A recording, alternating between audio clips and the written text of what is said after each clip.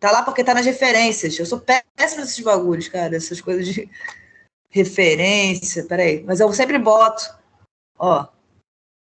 Conferências e escritos filosóficos, está nesse livro. Uhum. Que são vários, né? São vários textos dele, né? Sim, os pensadores, né? Uhum. Tá, então, gente, a gente vai partir para a nossa última aula, que é, na verdade, esse curso foi um resumão da questão do ser em Heidegger. A gente viu que o ser, para Heidegger, passa a questão do ser enquanto ser, passa inquestionada pela história de 2.500 anos de pensamento, segundo ele, né? Que a questão do ser, que é a questão diretriz, que é a questão do ser doente, do ser do todo, né? Que é o que se transforma durante a história da metafísica, desde a ideia platônica até o sujeito moderno, né?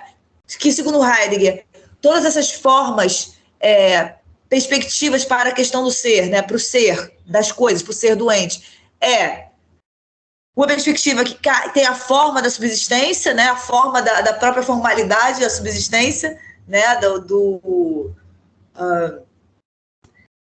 Daquilo que é por si, né? Daquilo não referente a uma analítica existencial, não referente à analítica da compreensão, analítica doente que compreende ser, né?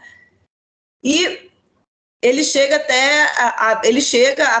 ele vai chegar a pensar a técnica moderna, né?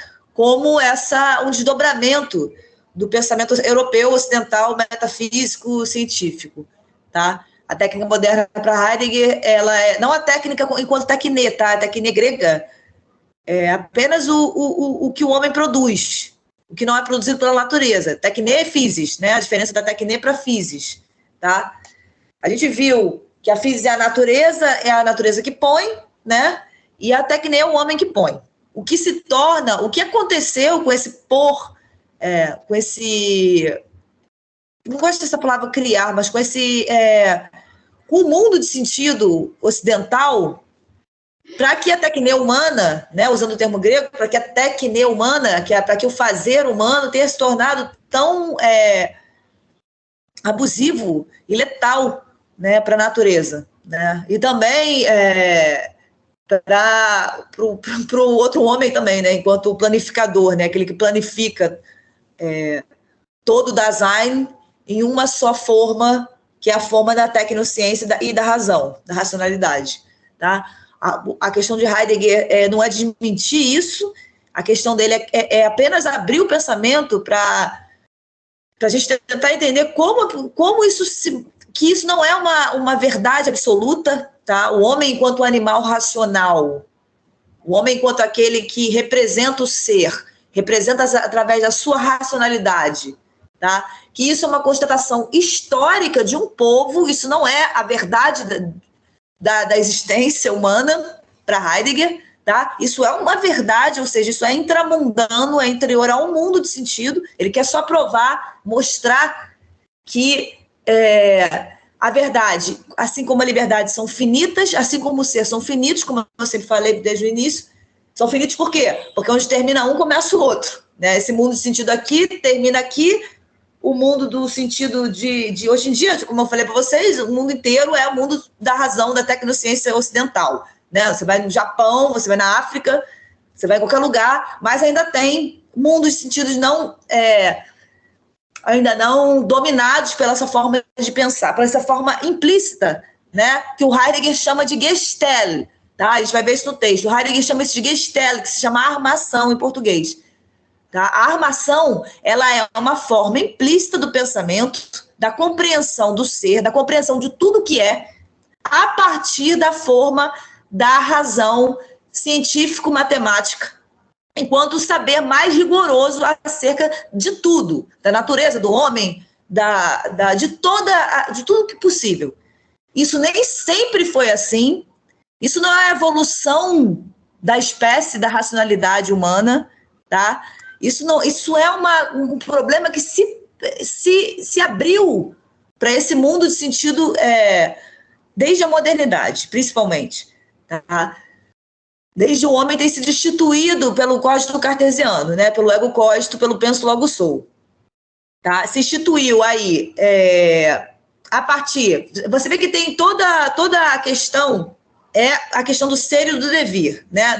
Do permanente frente ao que devém, frente ao que não é permanente, tá? Essa questão do permanente frente ao que não é permanente, do que é a presença constante frente ao que não é presença constante, vem passando ao longo do tempo e chega no sujeito, enquanto o ego cósmico, que é a forma permanente frente a todas as representações da existência, da natureza, do homem, de tudo, né? É o sujeito que põe enquanto representante. Tudo é representação.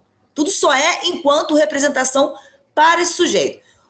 Bom, essa representação em vias...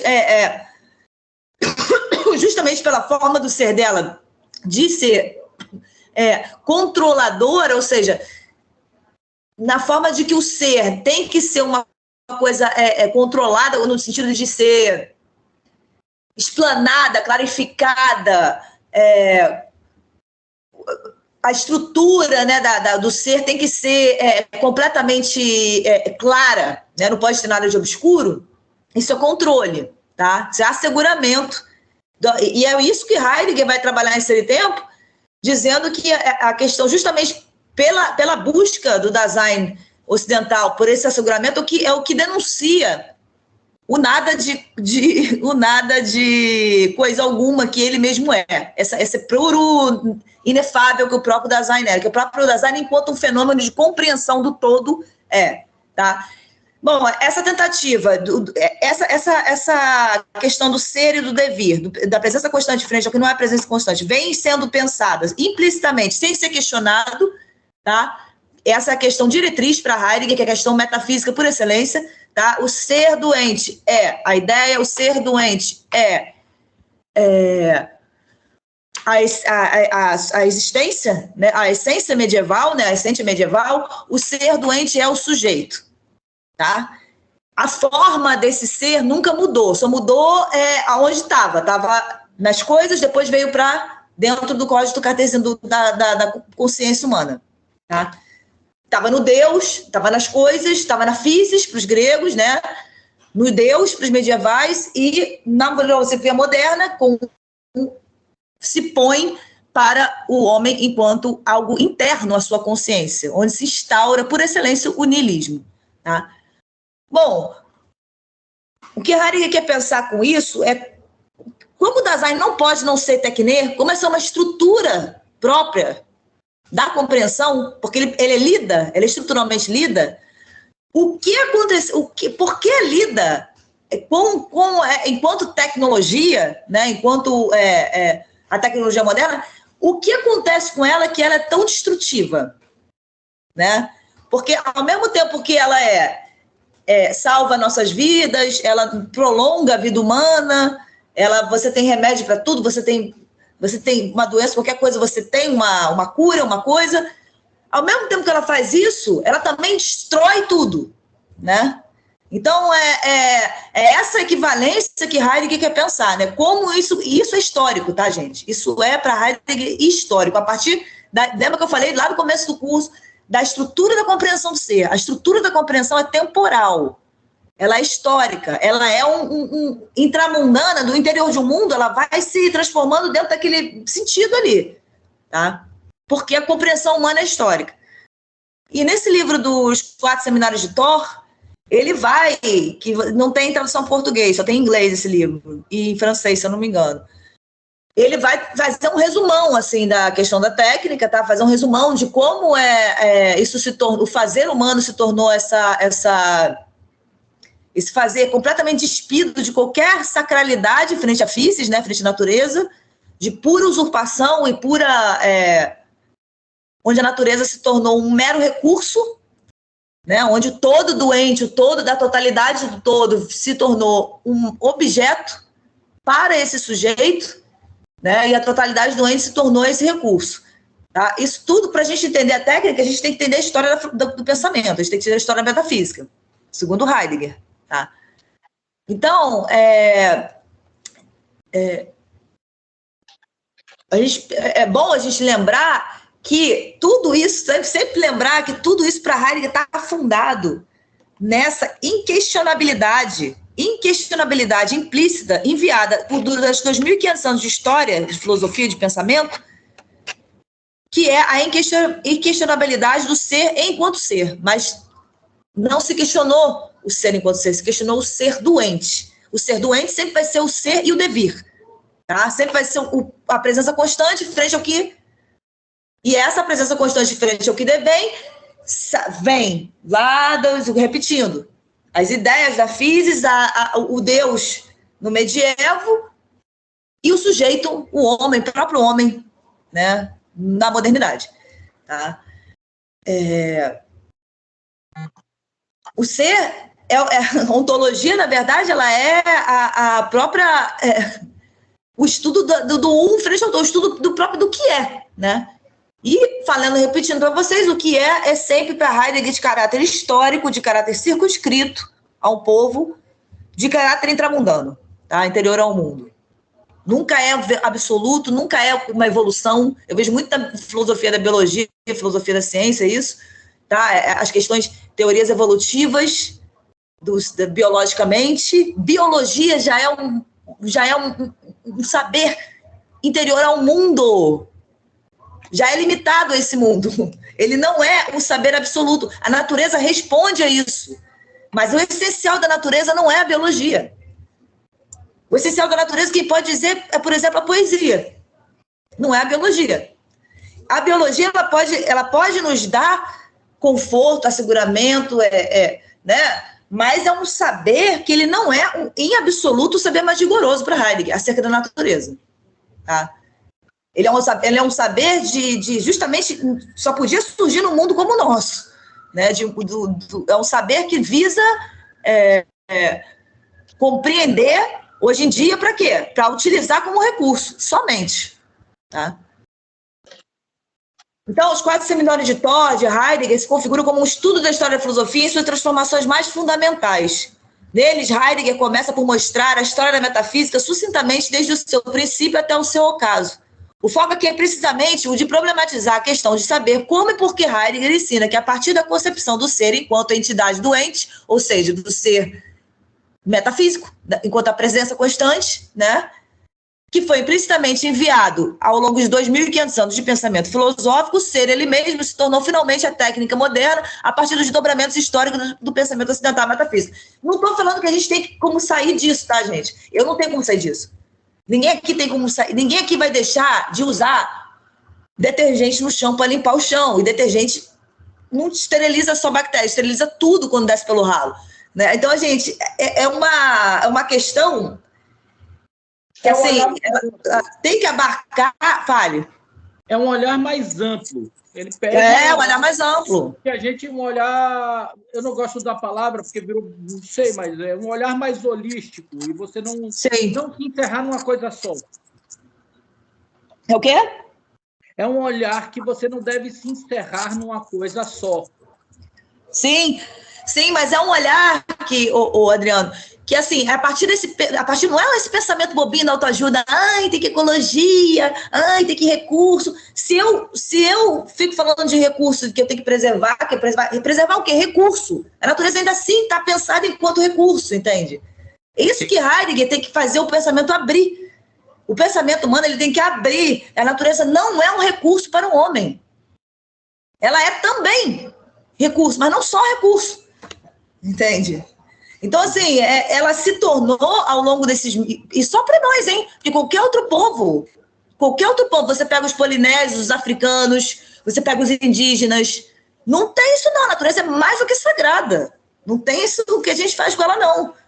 Tá? Então, essa forma do homem contemporâneo lidar com isso, na verdade, é uma coisa que o Heidegger quer, acredito eu, né? Essa é a minha interpretação.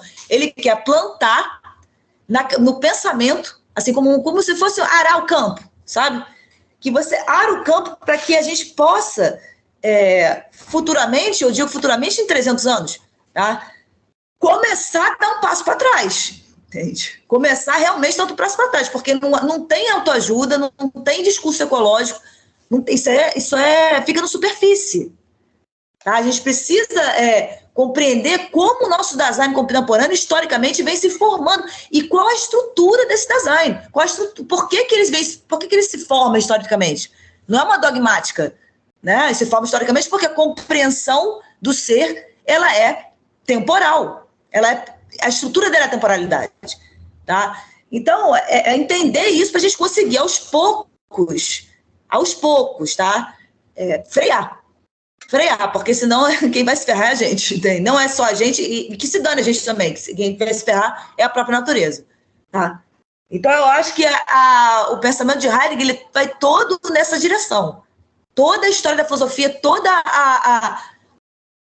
o foco dele na questão do ser, que nada mais é da questão do que é o todo, né? É o que há com esse ser, o que há historicamente com isso, toda a questão dele é entender ele, que é um design contemporâneo, né? Ele nasceu em 1989. Por que tamanha destruição? Tá? Acredito eu que seja esse o foco dele, primeiro de tudo. Tá? E a filosofia ela nunca vai se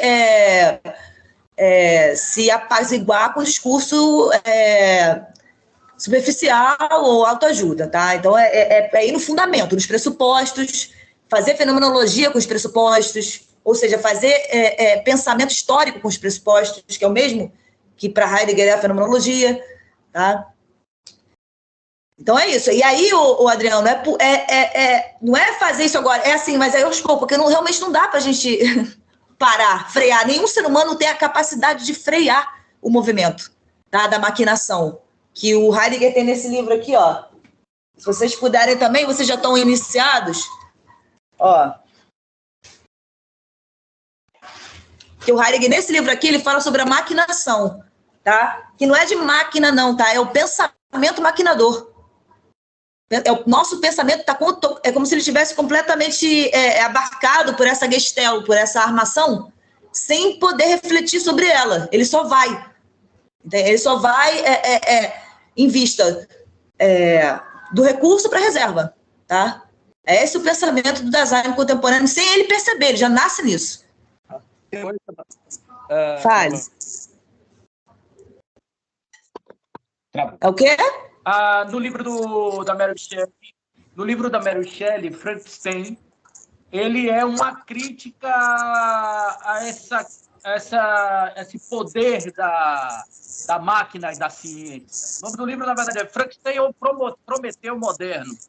Ela faz uma crítica, tipo, olha, a gente está evoluindo, mas sim, essa evolução também pode dar merda, como é a criatura. Não, vai dar, com certeza vai dar, entendeu? Não tem jeito. A questão é que não tem como eu parar, não tem como, porque como essa questão da maquinação, do pensamento maquinador, calculador, né, da racionalidade humana, a razão é uma questão puramente ocidental, tá?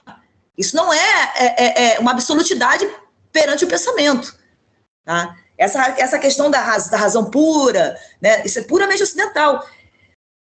Sim. Bom, isso, cara, uma hora a gente vai ter que pensar se isso realmente diz do essencial. Eduardo, sim. Sim. O orientalismo. Então, assim, e eu acho que assim, é só muito tempo, porque o Heidegger fala na questão da técnica, que você vai ver, Guilherme, que não tem um design que vai parar isso, entende? O homem não pode parar isso. O que pode parar isso é a própria história. Não é uma pessoa. Ah, não, agora eu vou falar disso, vou parar. Eu vou parar de fazer isso, meu pensamento vai deixar de ser maquinador, porque é a própria questão do sujeito, né? Sujeito de vontade, né? Ele acha que ele pode tudo. Mas como o design não é um sujeito, ele é ser no mundo, ele não pode parar nada, nem o próprio pensamento dele. Entendeu? Então, assim, não tem como ele parar. O que vai parar são séculos. Se a gente ainda puder estar aqui, né, séculos de trabalho, de questionamento do pensamento. É isso que vai parar e não vai ser uma pessoa que vai parar, vai ser o próprio tempo que vai parar. Entendeu? Então, na verdade, é seguir questionando, né? Seguir trazendo isso à tona, né? Trazendo algo que não é um discurso oficial, né? Que pelo menos tenta não ser, né? Eu posso ser oficial, eu posso falar disso oficialmente, mas o Heidegger não, né? O pensador não, Eu posso interpretar errado, né? Mas o pensador não. E essa tentativa, né, de arar o solo, eu acredito que foi isso que ele tentou fazer, né? Arar o solo para a gente conseguir ter futuro, né? A questão fundamental para Heidegger, aqui voltando, sempre foi de pensar como o ser é totalmente interpelado por respeito ao ente, isso é, por respeito ao presente, que o presente só é enquanto histórico. Por conta do quê? Da tríplice condição temporal da compreensão do ser, né? Então, o ser só pode ser histórico. O ser é histórico, por ser histórico, ele é finito e ele é intramundano. Tá? Não tem nada de presença constante frente a um devir. Não tem nada de um ser infinito frente ao que não é infinito, né? Para Heidegger. É justamente o ser a infinitude da finitude, né? Repetindo como o problema, o pensamento lógico não consegue abrir para o pensamento fenomenológico, né? Se a história enquanto metafísica se determina como uma concepção formal sempre implícita do ser enquanto entidade doente, isto é, enquanto essa forma subsistente para o ser como pano de fundo para todas as concepções filosófico-históricas fundamentais acerca do ser, né, que seja a ideia, a ousia aristotélica, a essência e a substância medievais, o sujeito moderno, a mônada leibniziana, tá, que a gente não vai chegar a ver a mônada aqui, mas a mônada ela é um produto do código cartesiano, a consciência absoluta em Hegel e a vontade de poder em Nietzsche. Tá? Para Heidegger, tudo isso está associado ao ser enquanto entidade, ou seja, enquanto presentidade constante frente ao que não é presente constante. Tá? Ou seja, todas essas concepções históricas do Ocidente acerca do ser estão construídas em cima da ideia pré-ontológica, ou seja, não refletida, do ser enquanto infinito, do ser enquanto uma presença constante. Tá? Isso se dá porque sempre o pensamento já esteve se perguntando pelo ser enquanto fundamento formal do ente. Heidegger mostra que a configuração moderna desse fundamento formal do ente, a entidade do ente enquanto sujeito, surgiu da necessidade que o pensamento cartesiano impôs à filosofia, no sentido de transformar a verdade em certeza, tentando lograr um fundamento indubitável e indiscutível. Por que um fundamento indubitável e indiscutível? Porque no medievo, lembra que a gente fez a aula do medievo? Em que aquela história da essência e da existência ficava oscilando, né? A questão do ser enquanto essência, do ser enquanto existência, a questão chegou para os modernos completamente aporética, né? De modo que Descartes disse o seguinte: bom, tá bom, então não vou duvidar de tudo, inclusive de tudo que os medievais disseram, tudo, e vou apenas ter certeza de mim, do eu que estou pensando. Né? Ele consegue com isso a certeza, o fundamento mais certo, o fundamento mais assegurado, né? O fundamento mais permanentemente presente, que tenha mais presença, né? Que é o eu, o código cartesiano, tá? Isso fundamentalmente se diferencia do pensamento antigo, tá? Embora o pensamento grego já tivesse a questão da obtenção de um fundamento, porque tinha essa questão da obtenção de um fundamento, né? Era nécio tentar pedir provas, por exemplo, de se a physis existe ou não existe, como Descartes tenta essa prova, tá? Pois seria como perguntar se o Sol existe ou não. Tá? Porque Descartes fala assim: eu não acredito em nada, só acredito em mim que estou pensando. Tá?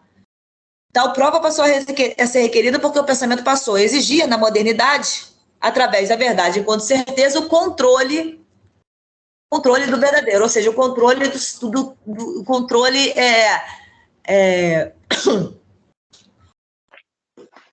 o controle explanativo, clarificador do que seja o ser, tá? Do que seja esse o que é o todo, né?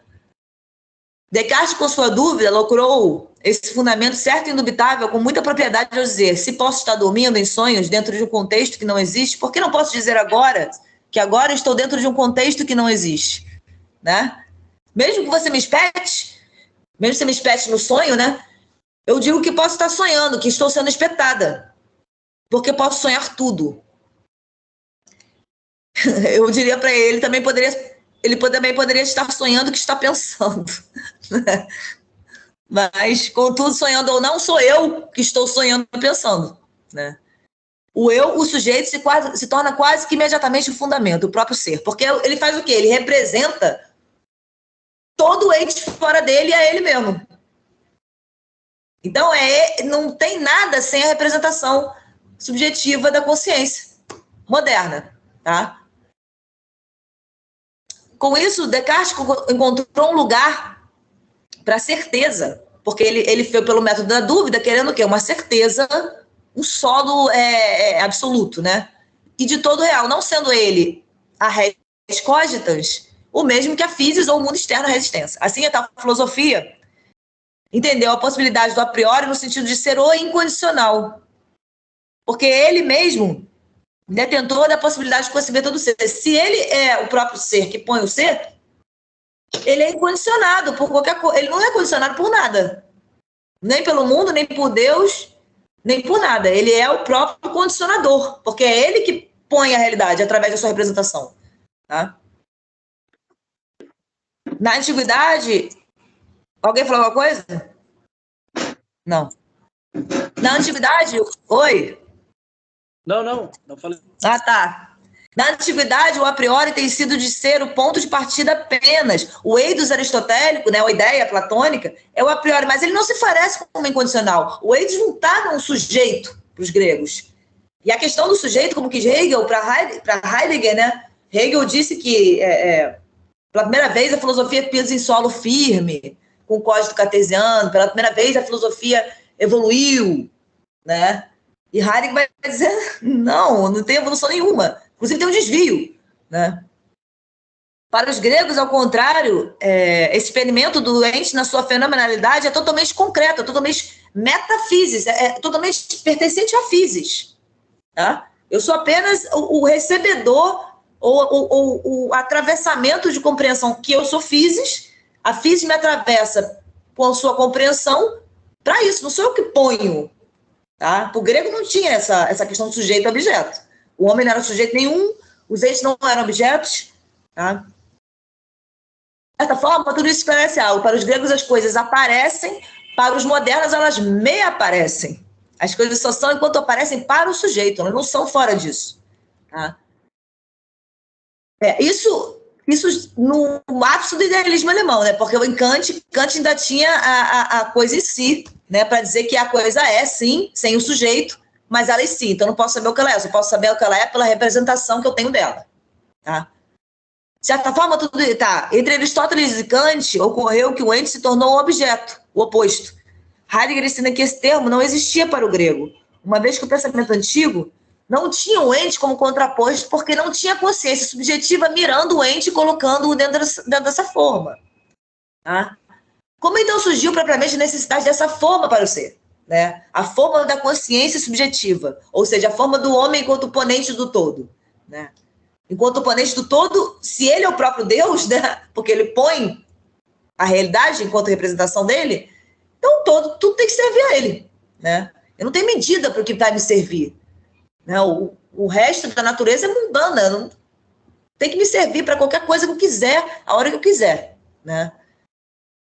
Desde Descartes, a questão da verdade se configura como certeza a partir do método da dúvida e da necessidade da prova. Isso porque, a gente fala, repetindo, é historicamente enviado pelo pensamento medieval. Tá?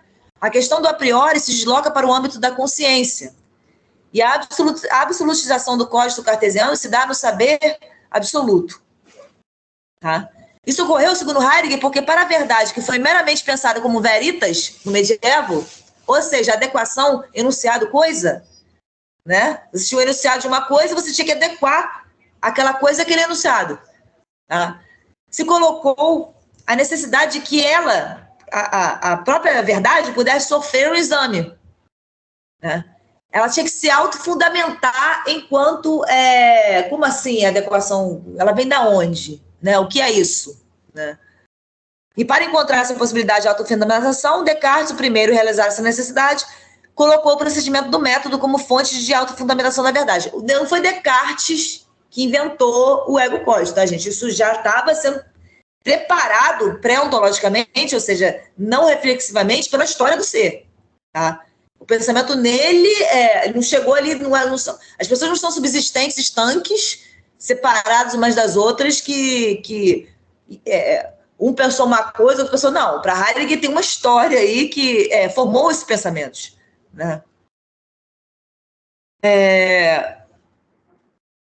Na verdade, se autofundamentou, pela primeira vez, ela se auto mesmo fundamentou a partir da autocerteza do sujeito, do eu penso. O primeiro fundamento firme da verdade, tá? A certeza. Ou seja, a aletheia acabou, né, o Guilherme, quando a gente estava falando, a aletheia, a verdade como a verdade como esse escuro, que é o escuro mesmo, né, sumiu completamente com a modernidade, tá? É a certeza, a clareza absoluta, asseguramento absoluto, tá? Da questão do que é, né? Da questão ontológica, da verdade, né? E qual foi a motivação disso? Para Heidegger, a motivação é a necessidade de estabelecer uma possibilidade de antecipação do conhecimento dos fenômenos da natureza. Esta aqui, na era do sujeito moderno, é pensada implicitamente como objeto de recurso para o homem pensado enquanto sujeito. Tá? Se podemos antecipar os efeitos de um fenômeno, temos como nos assegurar esse fenômeno, dominá-lo. A certeza do conhecimento dos entes para o sujeito é propriamente a motivação do projeto do saber enquanto técnica moderna, para Heidegger. Tá? A ciência moderna nasce como um procedimento empírico de um projeto de saber que é o projeto do asseguramento da natureza em termos matematicamente indiscutíveis e rigorosos. Tá? Então, a natureza ela se torna o mero descartável e o mero recurso, para mim, através do saber matemático, né, que não é só a matemática, tá, gente? A gente vai ver isso aqui daqui a pouquinho, não é só matemática. Matemática é uma das formas do saber matemático. O saber matemático, para Heidegger, ele é um saber amplo, tá? Que ele engloba, inclusive, as ciências, tá? Que é o saber calculador, o saber do contar com, é a própria forma da lógica, né? Do calcular, tá? Não é só a matemática pura, não, tá? Pensar implicitamente como objeto de recurso para o humano. Se pudermos antecipar, a certeza do conhecimento dos entes para o sujeito é propriamente a motivação do projeto do saber enquanto técnica moderna. Tá? A ciência moderna nasce como um procedimento empírico de um projeto de saber que é o asseguramento da natureza em termos indiscutíveis, sim. E a matemática está aí num sentido muito mais originário que o sentido empírico de fazer conta. Isso está no livro Que é uma Coisa, tá? Do Heidegger. Está aqui? Não está aqui não. O essencial do matemático para Heidegger é poder contar com a partir da certeza. Pela matemática, com certeza eu sei que vai acontecer. Daí posso configurar absolutamente tudo em números para demonstrar o mais fundamental a ser compreendido com esse sistema de conhecimento em números para imaginar. Mas o fundamental a ser compreendido com esse sistema de conhecimento é a tentativa recorrente de asseguramento da verdade enquanto certeza, da minha expectativa enquanto sujeito incondicional de vontade, tá? Incondicional por quê? Porque ele não é condicionado por nada, ele condiciona. É a instauração do saber a priori, ou seja, tenho que ter a possibilidade da experiência prevista a priori, pré-configurada a priori. Para o filósofo, isso é um fenômeno absolutamente moderno, tá? Para Heidegger. Então, estou dizendo que isso tem que ser banido. É necessário a gente ter esse tipo de conhecimento, né? Para a nossa ciência, né, de alguma forma. O problema é que isso é a forma rigorosa para todo conhecimento. Todo conhecimento na academia hoje em dia tem essa forma da calculação matemática, tá? Mesmo as humanas, segundo Heidegger, mesmo as áreas humanas. Esse poder contar com a certeza do que vai acontecer na experiência se tornou a grande conquista do pensamento moderno, que posteriormente se impôs, então, como saber mais rigoroso e absoluto. Saber na contemporaneidade é isso. O resto dos saberes não exatos e não científicos não são considerados como saberes em sentido rigoroso. O absolutismo da consciência racional coloca o sujeito cartesiano tanto do pensamento filosófico, o sujeito como um todo no mundo ocidental, tanto o cara que pensa, né, o que reflete, quanto o cara cientista, quanto religioso, quanto não filosófico, né, que somos as pessoas comuns, como o senhor do todo. Todo mundo aqui, mesmo sem ser cientista, se vê, já nasce lançado no mundo que o coloca como senhor do todo. Tá? Como senhor do todo quer dizer o quê? Como essa forma prévia, esse Gestell, né, essa armação, que você já nasce com ela, de que a natureza tem que te servir, somente. Tá? Servir seja para turismo, servir seja para cavar o solo, servir seja para só subserviente. Tá? Essa iluminação pré-ontológica, ou seja, não reflexiva, ou seja, da Gestell, né? Isso é implícita do mundo de sentido em que somos lançados, quer dizer, a implícita e cotidiana clareza de sentido que a gente tem. A norteadora, implícita e cotidiana clareza de compreensão. É a partir dessa armação que a gente vai para tudo. Tá? Inclusive para o outro design. Tá? Que o outro design também é recurso, não tem os recursos humanos? É isso. E segundo Heidegger, o que funda essa estrutura do pensamento é a exigência que o pensamento em Descartes propôs como tarefa à filosofia, apresentando o eu penso como fundamento da verdade enquanto certeza. O fundamento da verdade é o ego cósmico, é o sujeito, é o eu. Um saber que se sabe como fundamento e com isso se impõe enquanto racionalidade como fundamento de todos os saberes. Uma vez que o caráter próprio desse saber fundamentador se delineou enquanto matemático, esse saber se constituiu enquanto técnica, essa forma de um saber de caráter matemático. A técnica moderna, como dissemos, é o saber que se configura enquanto a capacidade de antecipar a experiência com o ente e planejar os resultados dela. E, por fim, a capacidade, ou seja, de planificar e organizar a totalidade dos entes assim sabidos. Então, todo ente tem que entrar nessa forma. Isso quer dizer o quê? Planificação. Tá? Planificação do quê? Das diferenças, planificação do outro, planificação do todo. Tá? Para Heidegger, eu penso o sujeito moderno, no qual a verdade se fundamenta enquanto certeza matemática, é a ponte para a passagem da configuração do ser, né? Da entidade metafísica, ou seja, da presença constante, sobre o que não é presente constante, né? Em técnica. A presença constante agora do ser é a própria técnica, enquanto o que permanece é o recurso para a reserva, o todo, o ser, é isso para Heidegger hoje. Tá? Mas o todo do ente nem sempre foi requerido pela técnica enquanto reserva e recurso para o sujeito. Tá? Na primeira fase da questão do ser, no pensamento grego, o que ocorre é a superabundância do ente na sua presença, a sobremedida da presença do ente. A presença do ente era um motivo de maravilhamento, de espanto. Heidegger diz, é a superabundância, é a sobremedida do presente.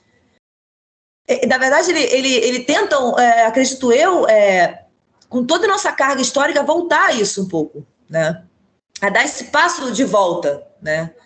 Pensemos aqui a anedota sobre Tales. Ele é esse homem fascinado pela superabundância estelar que lhe força a levar o olhar unicamente para o céu. No clima grego, o homem está submergido pela presença do presente, pela presença dos entes, né? A qual o constrange a questão do presente enquanto presente. O reporto é esse afluxo da presença, os gregos os nomeiam de taumaxen, né? Que é o espantar-se ou maravilhar-se. Tá? A filosofia surge exatamente desse constrangimento do presente. Constrangimento no sentido bom, né? Assim, de o que é, né? O que é o ser doente? O que é isso? A ideia, como a ideia se forma, né? Então você não tinha ainda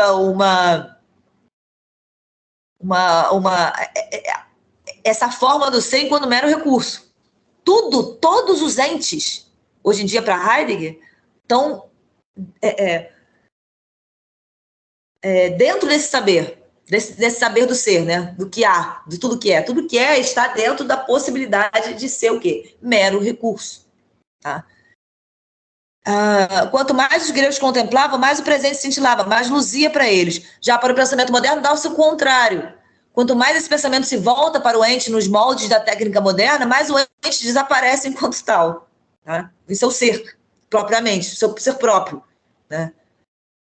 Os gregos não se reportavam para o ente na forma prévia da tecnociência. Isso não por alguma insuficiência do pensamento. Tá?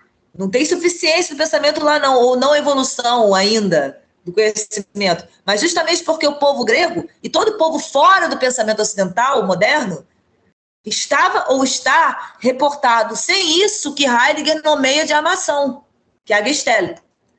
Tá? Então, não tem como um povo fora do nosso mundo histórico de sentido se reportar poluente no interior dessa Gestell matemática da tecnociência. Entendeu? No texto, a questão da técnica, o Heidegger, né, ensina que a armação é uma permanência implícita e inquestionada na compreensão do ser, na compreensão de tudo o que é, para o sentido do ser, desde a qual todo conhecimento e compreensão se fundam e se confirmam. É algo que para ele permanece inquestionado, não visto. Tá? Como é isso? Podemos exemplificar isso questionando como, por exemplo, a natureza é pensada, implícita e inquestionadamente, né, segundo o nosso mundo de sentido. Ela é tomada implicitamente, pré-ontologicamente, né, ou seja, não reflexivamente, ninguém pensa nisso, a partir da perspectiva do recurso natural. Para Heidegger, desde a modernidade, toda a natureza é percepcionada no interior desta armação, desta Gestell. Tá? Absolutamente visível desconformidade entre o existir o mundo e a natureza, no mundo de sentido contemporâneo, se dá talvez porque há, na natureza, historicamente perspectivada, enquanto mero recurso, de consumo, lazer ou contemplação, né, um desequilíbrio entre as possibilidades próprias da natureza e as possibilidades próprias do existir humano. Tá? Para Heidegger, isso está em desequilíbrio. Tá? Isso é uma coisa que vem historicamente se fazendo. Tá? Não é nada de agora, contemporâneo, estanque, subsistente. Tá? É mundo. Né? A tecnização, no mundo sentido das é isso. A tecnização do rio, né? O rio, por exemplo, né? Um rio, um córrego, né? A tecnização dele não por exemplo, é apenas dominação. Há um rio.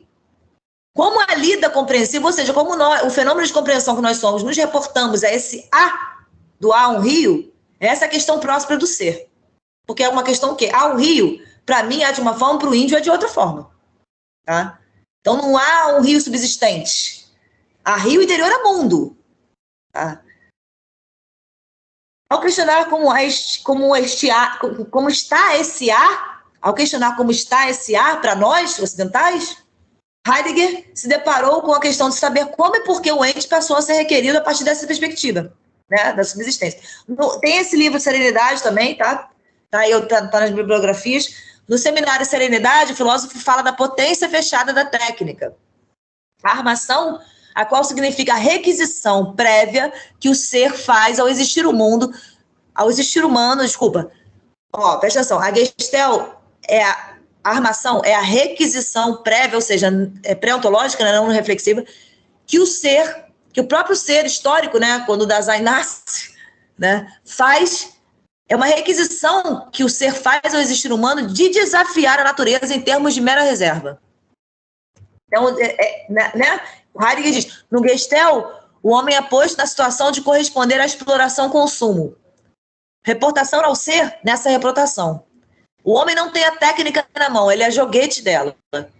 Nessa situação, reina o mais completo esquecimento do ser, a mais completa ocultação do ser. A cibernética se torna o substituto da filosofia e da poesia. Nesse sentido, o homem moderno é escravo do esquecimento do ser. Heidegger postula que é necessário, de certa maneira, corresponder a essa potência oculta. Tá? Ele diz que é necessário a gente corresponder a isso porque pensando nisso. Tá? Porque a gente sempre já nasceu nisso. Então, a gente não... Hoje vai com ou não, tem duas opções. Hoje a gente pensa na água que a gente está nadando. Né? Mas corresponder não significa aqui promover sem compreender. Significa justamente se manter na tensão do contexto. O que Heidegger propõe para o estudioso é que ele corresponda a essa potência conquanto ele assuma esse problema da técnica como matéria de pensamento. O pensador pode orientar a gente nessa matéria de pensamento. Tá? Heidegger diz, nós hoje erramos em uma casa do mundo onde o amigo está ausente, que o amigo seria o filósofo, né? Aquele que os seus gostos inclinam com uma força igual para o universo tecnicamente organizado e para o mundo concebido enquanto a casa de um habitat mais original. Então, ele mostra a gente esse nosso habitat, né, no mais tecnizado, né, mais usurpador de tudo, e mostra também um habitat mais essencial, né? Falta o amigo que poderia reinvestir o caráter mensurável e técnico da natureza no segredo aberto de um natural da natureza a ser novamente experimentado. Então, falta a filosofia, né, reinvestir o caráter mensurável e técnico da natureza no segredo aberto de um natural da natureza a ser novamente experimentado. Que pensador poderia jamais nos ajudar a reconciliar esses dois domínios tornados estranhos um ao outro e que se distanciam um do outro a uma velocidade cada vez mais louca? A natureza tecnicamente dirigível, que é o objeto da ciência, e a natureza natural da estadia humana, né? Bom, a natureza é historicamente concebida em termos de objeto da ciência e seus sistemas causais sempre já conhecidos, né? Mas para Heidegger, serenidade, né, nesse livro Serenidade, é estar postado, aberto para o desconhecido, para o segredo, o oculto que apresenta nesse mundo dominado. O oculto da própria essência da verdade. Qual é o oculto da essência da verdade? A própria finitude dela, né? E o que esse segredo que é? É a própria reivindicação histórica do ser que requisita o pensamento no sentido da tecnociência como a última verdade doente até hoje do que é, tá? O segredo é a fenomenologia do conceito. Qual é a fenomenologia do conceito? É a historicidade na qual esse conceito emerge, na qual o problema emerge, tá? Heidegger afirma que não é em seu sentido essa forma de reportação técnica às coisas, uma vez que se a história, que é a destinação do sentido do ser, se colocou com essa configuração, é porque justamente ela tem um sentido, tá? Mas esse sentido quer dizer apenas que há um sentido, isso é, há um fundamento e há um direcionamento. O direcionamento, o sentido que se deu historicamente, é o da dominação e da organização das massas. E o fundamento é o próprio projeto moderno de exploração do todo, homem, coisas e natureza, enquanto recurso para a reserva, e isso possibilitado a partir da verdade do ser enquanto certeza do saber matemático, que é a forma da razão subjetiva, tá? E quanto mais a técnica moderna, enquanto saber mais rigoroso e absoluto se desdobra, tanto mais a objetividade do objeto, né? Que a objetividade do objeto, no final do século XIX para o século XX, mesmo lá nos metafísicos do idealismo, você ainda tinha uma questão do ser, você ainda tinha uma questão do ser doente, você ainda tinha uma questão metafísica. O Heidegger está falando que nem isso tem mais.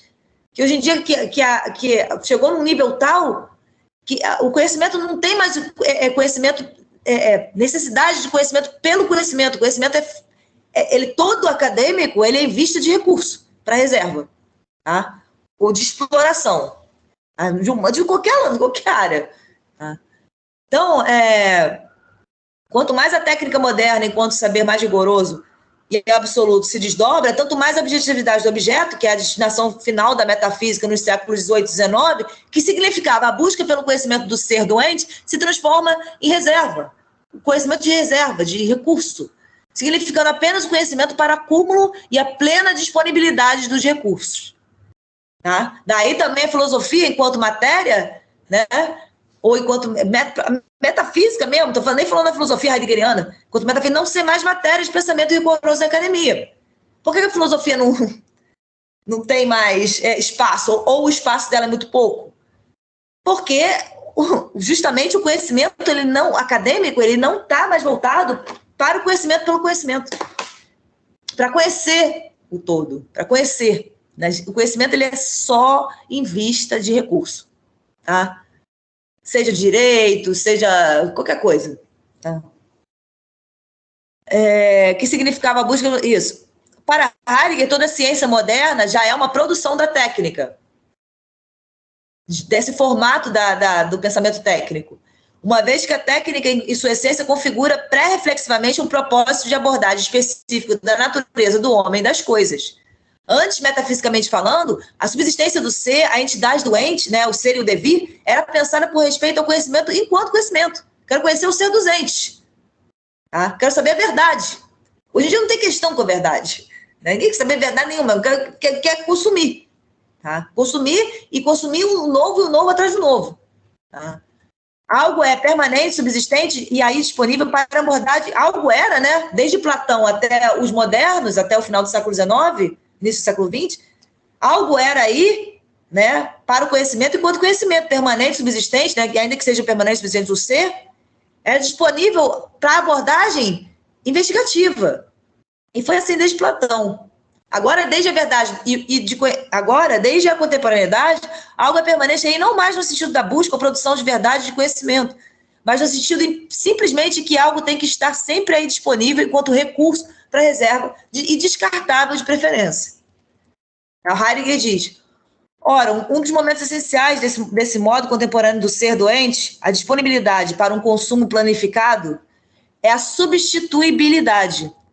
O fato de que cada ente se torna essencialmente substituível em um jogo generalizado onde tudo pode tomar o lugar de tudo. Inclusive o homem enquanto recurso humano, né? Sai um, entra outro, sai outro. Isso é o que manifesta empiricamente a indústria de produtos de consumo e o reino do descartável. O reino do descartável. Ser, hoje, é ser substituível. A ideia mesmo de conserto se tornou uma ideia antieconômica. A todo ente de consumo é essencial que ele seja já consumido e chamado assim a sua substituição. Nós temos aí uma das faces do desaparecimento do tradicional, disso que se transmite de geração em geração. Heidegger diz isso no seminário de Leitor. Isso ocorre de tal modo que a própria ideia de subsistência mudou. A própria ideia do ser enquanto subsistência, né, do ser enquanto essa presença constante frente ao que não é, frente ao ente, né, ao ente que é corruptível, né, mudou. O que deveria ser sempre o mesmo para a investigação, seja a ideia, a essência medieval, o sujeito moderno, agora é sempre substituível. Substituível por quê? Porque o ser é pura reserva, puro recurso. Essa presença constante é em vista do conhecimento, é em vista do ser enquanto ideia. Mas a questão não é mais propriamente conhecer hoje. O conhecimento da contemporaneidade é, para Heidegger, fundamentalmente conhecimento de ordenação, planificação. Isto é, de trato com o ente, tanto com o ente que não tem a forma do ser do Dasein, quanto com o outro Dasein como recurso e como reserva. Tá? O ser doente não é mais questão. O ser doente não é mais questão mesmo. Né? Tem mais nem questão, assim, nem a própria metafísica, porque o Heidegger deu um passo além, que é o ser enquanto ser, né? Mas não tem nem mais a questão metafísica. O Heidegger diz, abre aspas, tudo, o ente no todo, toma lugar de imediato no horizonte da utilidade, do comando, ou melhor, do patrocínio disso, do qual é preciso se assenhorar. A floresta cessa de ser objeto, mesmo o todo deixa de ser objeto. Olha o que ele está falando. Mesmo o todo que se tornou objeto com a instalação do código cartesiano, para Heidegger agora nem objeto é mais, porque não é pensar na sua objetualidade. Tá? É pensar, a objetualidade do objeto é puro recurso, não é a objetualidade do objeto enquanto ser do objeto. Né? A floresta cessa de ser objeto, o que ela era para o homem científico dos séculos XVIII e XIX, faltou um X aqui, e se torna para o homem, enfim, desmascarado enquanto técnico, isto é, o homem que visa o ente a priori, no horizonte da utilização, o espaço verde. Nada mais pode aparecer na neutralidade objetiva de um face a face. Nada há mais do que reserva. Está nesse seminário de Thor, do Heidegger. Não mais a constancialidade do ser, a presença constante por respeito ao ser, a entidade doente metafísica que é questionada, mas a requisitabilidade, a possibilidade de a natureza ser comandada de estar permanentemente à disposição para o consumo e para o uso. Na requisitabilidade, o ente é posto fundamentalmente como disponível para consumo, só. Toda a totalidade é consumo. E, inclusive, o outro Dasein é consumo também, que eu vou consumir ele. Tá? Se tornou puro consumo uma vez que o existir humano, enquanto sujeito, né, que começou lá com os modernos, sujeito índice de determinação de todo o real, foi colocado como a lei, o diretor do saber, o fundamento inquestionável, e o ser requereu a existência nessa perspectiva. Isso, a existência intramundana do mundo europeu tecnocientífico, tá? Que migrou para as Américas e para o mundo inteiro. Tá? O ser se torna o ser substituível, o objeto de consumo. Isso quer dizer que, aos poucos, o existir humano vai perdendo cada vez mais a compreensão própria por respeito ao ente, do ser doente, uma vez que cada vez mais se perde a tradição. O ente cada vez mais é menos inquirido no seu ser, nem mesmo metafisicamente. Até porque, como ele é substituível, né, não tem nada que eu possa conhecer, não posso conhecer profundamente nada. Né? A ideia da ciência, do princípio da modernidade, era a ideia da produção do saber rigoroso em vista da obtenção dos segredos do comportamento da natureza para a dominação da mesma. Tá? Essa era a ideia do princípio da ciência na modernidade. Para Heidegger, a armação, a técnica moderna, não precisa mais do conhecimento sujeito-objeto. Para conhecer a natureza pelo conhecer não é interesse da técnica, mas o de compreender os meios de uma planificação do sabido para a dominação, ordenação e manipulação desse sabido enquanto recurso. Fundamentalmente, o recurso principal, o ser humano, os recursos humanos. Onde também somos reserva, isto é, recursos de relação comercial. Com o predomínio do projeto do saber da técnica enquanto pano de fundo para o conhecimento, a natureza é apenas recurso em vista do desenvolvimento econômico absolutamente incondicional. Em vista dessa transformação, a natureza é um sistema causal de produção de fenômenos que devem ser assegurados. Quando esses fenômenos já estão todos mapeados nas suas possibilidades, né, através do conhecimento matemático, né, o rio não é mais rio e sim usina de energia, o solo é apenas zona de mineração e construção, a floresta é área de recurso de madeira, e o verde se torna espaço verde no sentido do lugar de turismo, recreação ou de indústria farmacêutica e agropecuária. A Amazônia é fonte para servir a indústria de medicação, de madeira, alimento, o solo dá ouro, nióbio, petróleo, etc. Conhecimento, verdade, ser, agora é questão de saber como podemos retirar, reservar e acumular. Isso se tornou para Heidegger um princípio normativo implícito, oriundo da concepção de saber rigoroso enquanto saber matemático, porque se instituiu o saber rigoroso enquanto saber matemático, por exemplo, o saber poético não é um saber rigoroso, é um saber acessório. E é ele que poderia dizer da essência real da natureza, né?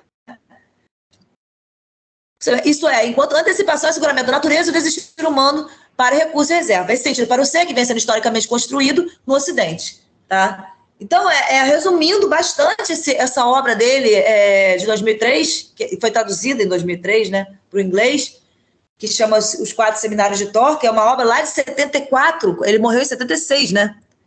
Então, é bem recente. Ele vai fazer um resumão assim, da história da filosofia e mostrar como chegou a ser o que é hoje, tá? Aí eu mandei um outro texto para vocês, que eu não vou trabalhar eles, que eu vou falar para vocês lerem, que é o texto sobre a própria Ser e Tempo, né? Que é como é possível o pensamento, né? Não o meu pensamento, o seu pensamento, não, o pensamento como pensamento ele mesmo. Como é possível o pensamento começar a pensar fora dessa bolha? E aí pelo menos o pensamento filosófico, né? Porque o pensamento artístico genuíno e o poético genuíno já pensam fora disso, apesar de ter que, na sua lida cotidiana, lidar com isso, tá? Mas pro pensamento reflexivo, filosófico, Ser e Tempo, ele é uma tentativa de pensar como o ser vem se dando historicamente através da concepção do homem enquanto histórico, tá? Enquanto intramundano, ou seja, interior a mundo, né? E como esse mundo vem olhando tanto para o outro Dasein, tanto para nós, quanto para a natureza, tá? Ele vai falar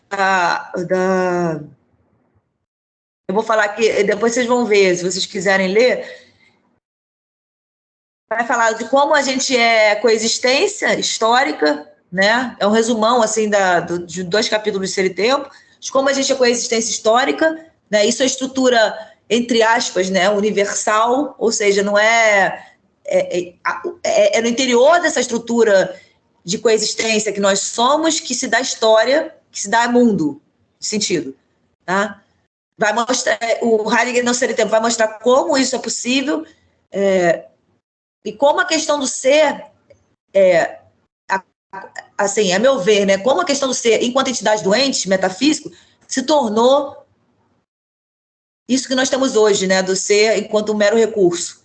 Tá? E a necessidade da questão do ser enquanto ser, para a gente começar a pensar fora de tudo isso. Tá? É isso, gente. Quer ver? Deixa eu ver aqui. Eu vou falar do coexistir, da lida. Pois a evidência única do eu. Você está falando do texto A Necessidade A necessidade da analítica. Que resumindo bastante, ele vai tentar, na verdade, a necessidade de ser e tempo, né? A necessidade da filosofia do ser enquanto ser, não do ser enquanto entidade doente, né? Não do ser enquanto presença constante ou do ser enquanto infinitude, mas do ser enquanto finitude. Do ser enquanto... né? Do ser, da liberdade, do homem não mais enquanto sujeito, porque o ser no mundo quebra com o sujeito, fenomenalmente. A gente não está falando de autoajuda aqui, nem de dogma, a gente está falando de um processo fenomenológico profundo que ele faz em Ser e Tempo para quebrar o homem enquanto sujeito. Enquanto sujeito quer dizer o quê? Enquanto senhor do todo. Enquanto senhor do todo quer dizer o quê? Enquanto senhor da natureza. Tá? Então, é a necessidade da analítica existencial para poder quebrar. Não vai quebrar, ninguém quebra nada sozinho, né? Mas a necessidade para o pensamento ir se abrindo aos poucos, né? Aí mais uns 200, 300 anos aí para frear a técnica, né? Frear essa... Se a natureza deixar a gente ficar aqui, né? Porque não sei se vai deixar, não. 200 anos usurpando como a gente usurpa. Porque se você pensar bem, cara, 100 anos atrás, pensa só em 1923. Não estava isso nem perto disso. São 100 anos que a coisa enlouqueceu, né? Tudo bem, essas curas, tudo bem, a gente ficou mais confortável, entre aspas, né? Porque o capitalismo ferrou muito mais. Mas, assim, de 1923 para 1823, para 1723, estou falando isso no mundo, não tinha tanta diferença assim, né? Mas esse século XX, a coisa é porque a natureza não tá respondendo. Quando ela começar a se exaurir, quando começar a exaustão mesmo, é aí que a gente vai ver o problema, que a gente não vai estar vivo para ver isso. Mas, assim, nesse ritmo, vai exaurir. E ela vai tirar a gente. Não é a gente que vai tirar ela, não. Ela que vai tirar a gente. Manuela, parece que essa parte, quando ele fala da técnica, né, parece que a teoria do Heidegger, assim, que é bem abstrata, né, parece que ela ganha uma concretude, né, assim, para mim, pelo menos, fica muito claro o pensamento dele quando ele coloca nessa aplicação da questão da técnica, assim, eu acho que deixa muito mais claro a teoria dele, né, assim, o que ele quer dizer com toda aquela formulação do ser e tempo, parece que agora aparece bem, né? Viu? Pois é, cara. Porque ele fala da armação, né? Ele problematiza muito a armação lá no questão da técnica. Agora você vai ler a questão da técnica, eu acho que você vai conseguir ler com alguma compreensão, assim, porque se ler cru assim é muito difícil. Mas agora que vocês tiveram esse curso, acho que vocês conseguem pegar uma obra de Heidegger e entender, assim, sem muita... com dificuldade, porque eu até hoje tenho muita dificuldade, então vocês vão ter dificuldade sim, mas não vai ser totalmente cego, né? Vou pegar Ser e Tempo, vou ler. Mas, a meu ver, a minha interpretação, que eu acho que, assim, eu tenho uma intuição muito forte, que é muito verdadeira, é que Ser e Tempo é para quebrar com a estrutura do sujeito. Entendeu? Com a estrutura do ser enquanto subsistência, primeiro, o ser enquanto essa formalidade infinita, eterna, e para, com isso, quebrar a estrutura do ser enquanto sujeito moderno, dono da natureza de tudo. E o colocar enquanto ser no mundo. E fazer o passo de volta, que ele fala tanto, né? Então, a questão da técnica para ele é essa, sabe? Não é nada de uma teoria que não, ele quer que a gente entenda isso, né? Que a gente entenda que a gente está sendo o caminho da nossa própria destruição, né?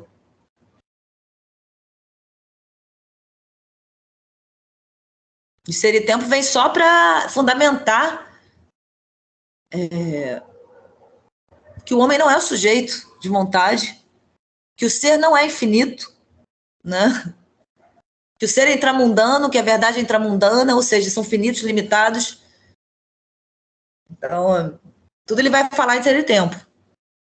Vai falar assim, vai destrinchar a estrutura da compreensão através da lida, né, dos entes, que o ente para isso, para aquilo, vai destrinchar tudo isso, vai mostrar como a compreensão do ser é temporal, né? como ela é intramundana, portanto, como ela é finita, né? Portanto, como não tem essa absolutização da razão enquanto conhecimento mais rigoroso, ou isso é intramundano, isso não concerne a outros mundos de sentido, não por uma não evolução, né? Porque tem essa coisa, não, porque eles não evoluíram, não. Se outro mundo de sentido é outro mundo de sentido, entendeu? Não tem essa questão de evolução. Tá? Então é isso, eu acho muito necessário, assim, a filosofia dele. Mais do que os outros contemporâneos, né? Que eu já li. Eu acho a dele mais necessário. Tá, minha gente? Fale. Eu achei assim que para caracterizar a técnica, né, no mundo, a técnica moderna, eu não vi ninguém assim que tenha uma fundamentação melhor que a do Heidegger, assim. Pois é. Porque é muito concreto, né?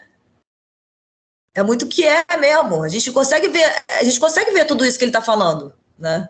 No nosso cotidiano, né?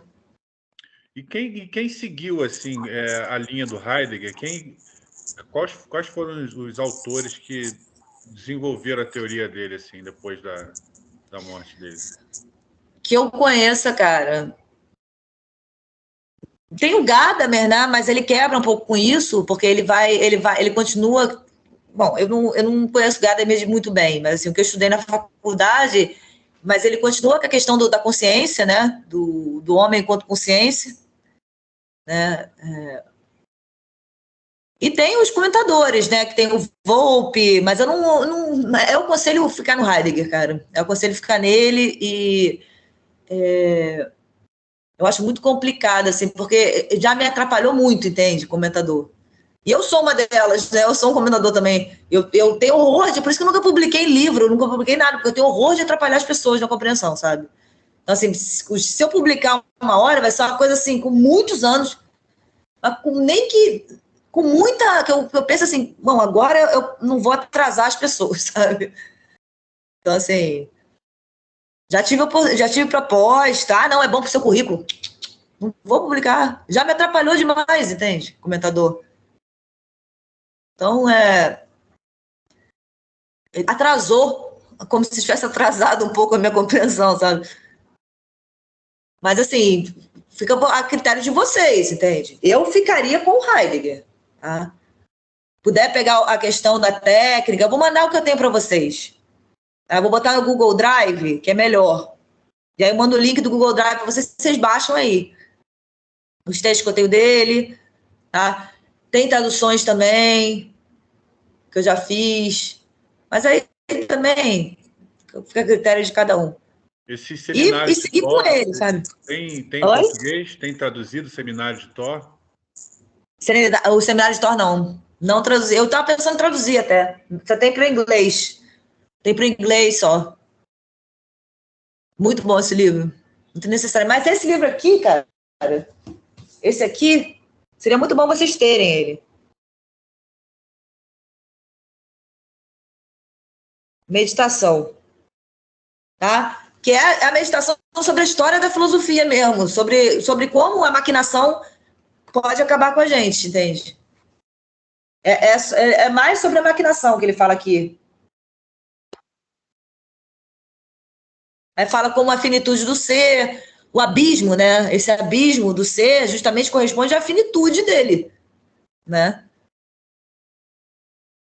Isso que é nada de coisa alguma, mas que possibilita todas tanto coisa quanto todo pensamento, né? O limite da compreensão para... Bom, ele vai falar de tudo isso. Eu vou te falar, eu só fiquei nos livros dele, cara. Não sei se eu estou sendo... A academia vai me matar até de falar isso. Porque são muitos escritores, né? São muitos... Eu tenho a minha professora, que eu mandei os textos para vocês, que é a Francisca, que também tem muito pouca coisa publicada, sabe? Que a gente estuda juntas, e é isso, entendeu? Aconselho a vocês seguirem com o Heidegger. Agora, se já estão um pouquinho iniciados, já não vai ficar totalmente branco, né? Cegas. Entendeu? E o primeiro livro que você recomenda é Ser o Tempo mesmo? Né? Não, pode ser Ser o Tempo, mas eu recomendo a Introdução à Filosofia dele, que eu mandei para vocês. Sim, você mandou. Entendeu? Que aí a Introdução à Filosofia, ele vai fazer diferenciar a filosofia de ciência, ele vai fazer toda a introdução mesmo da filosofia, entende? E vai falar sobre os problemas de ser e tempo, vai falar do ser no mundo, vai falar da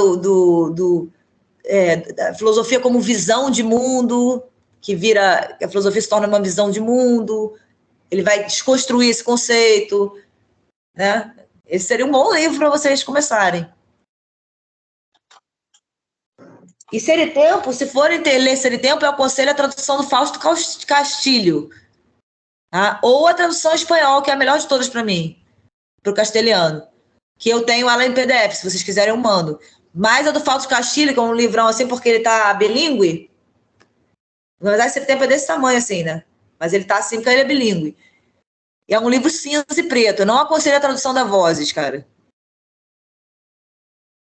É do Fausto Castilho, vou botar aqui. Essa introdução à filosofia tem na coleção de pensadores, né? Eu tenho um PDF Sim, aqui. Esse é bom também. Ensaios e Escritos Filosóficos, que é da coleção de pensadores. Tem Caminhos da Floresta, se não me engano, que também é a coleção de textos dele. Tem vários textos também. Esse coleção de pensadores é muito bom, tá? Que vai ter o texto que é metafísica. Isso, Que é muito bom. Sobre a essência do fundamento. Sobre a essência do fundamento, exatamente. Exatamente. Sobre a essência do fundamento, ou seja, sobre o fundamento, né, não como a fundamento, mas como fundamento, certo? E é sobre a essência da metafísica. Muito bom esse texto também, para vocês começarem. Vai boiar, como eu boio até hoje. Vai boiar em várias coisas, mas alguma coisa vai pegar, porque vocês já estão um pouco iniciados. E isso é uma alegria, entende?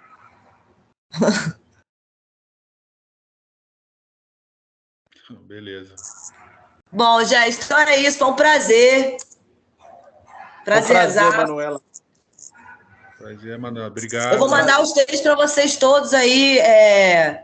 Eu vou mandar o link do Google Drive, que eu tenho vários textos lá guardados, aí vocês baixam. Maravilha. E qualquer coisa que vocês estiverem lendo e quiserem mandar e-mail perguntando alguma coisa, vocês me mandam, falo. Ou WhatsApp, tanto faz. Não, agradecendo, o curso foi bacana, introduziu o conceito, pelo menos. Eu tinha começado, Guilherme, eu não sou da área, eu tinha comprado, eu sou um curioso em filosofia. Ontem, falava para meu irmão sobre o curso, eu tinha comprado um livro no sebo, que era sobre o existencialismo dele, e boiei, foi uma tragédia. Eu talvez me sentindo muito, porque eu estava lendo um bocado, e eu falei, porra, não entendi lufa. Nada, boiei. Eu falei, aí encontrei um amigo que estava fazendo doutorado na Alemanha em Direito, e ele estava lendo Habermas e falou que tinha lido um pouco de Heidegger e também tinha boiado. Eu falei, rapaz... É porque a linguagem não é metafísica dele, né? Vou procurar ajuda, porque não dá... Tô boiando, mas eu vou começar... Lê esses livros, lê os pensadores, cara. Os pensadores, o que é metafísica, a essência do fundamento, vocês já vão conseguir ler alguma coisa assim. Tenho certeza. Certeza. Entendeu? Pode comprar, eu te garanto. E introdução à filosofia tá bem claro, assim, como ele faz uma coisa de introdução mesmo, sabe? Uhum. Eu vou começar com a introdução. Eu gosto Isso. sempre de pegar, sabe, ter um fundamento bem mastigado para... Exatamente. Como eu sou da área, para mim é mais interessante. E, obviamente, fiquei muito interessado para ler os textos sobre estética que você me passou. Então, aí você lê aquele texto que eu te mandei, Construir, Morar e Pensar, dele, que é o texto que ele dava para os arquitetos, amigos dele, né? Que ele justamente mostra nesse texto o morar poético do homem, para além da nossa volúpia racional, né? O morar poético, seria um morar poético, né? Seria um morar adornado com a beleza, né? Não só com o utilitarismo, né? Não só com a...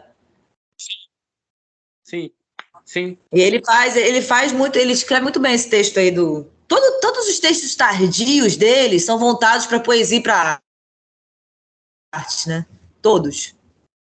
E só tem esse Letório aí que ele faz uma crítica zona, um resumão, assim. Tá bom, gente? Claro. Então foi um prazer. Tchau. Boa noite. Qualquer coisa, vocês me mandam e-mail ou WhatsApp. Pode mandar qualquer coisa.